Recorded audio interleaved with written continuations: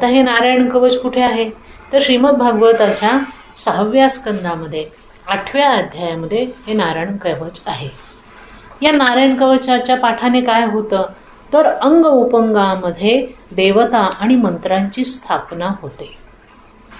त्यामुळे जो कोणी नारायण कवचाचा पाठ करतो त्याच्या शरीरामध्ये स्वाभाविकपणे दिव्यता येते. आपल्याकडचे सगळे स्तोत्र मंत्र हे अद्भुत आहेत.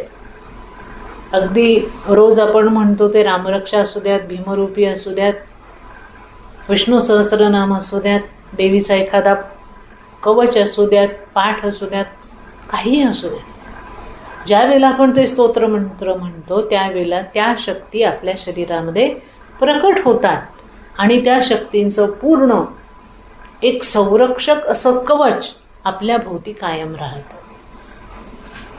एवढी ताकद मंत्रांची आहे. आणि रोज जर आपण हा पाठ कुठल्याही एखाद्या स्तोत्राचा पाठ रोज जर केला तर ती शक्ती खूप मोठ्या प्रमाणात आपल्याबरोबर कायम राहते.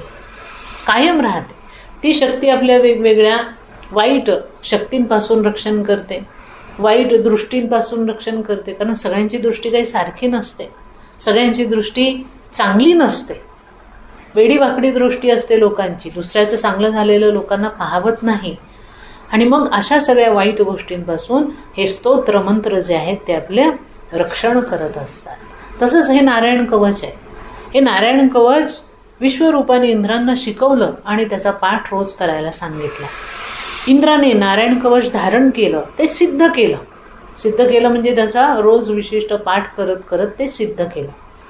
आणि दैत्यांवर त्याने आक्रमण केलं, दैत्यांना पराजित केलं आणि परत तो स्वर्गाचा राजा झाला. म्हणजे बघा केवढी ताकद आहे याच्यामध्ये की दैत्यांचं सैन्य सगळंच्या सगळं त्याने पुन्हा मारून टाकलं आणि पुन्हा स्वर्गाचा तो राजा झाला.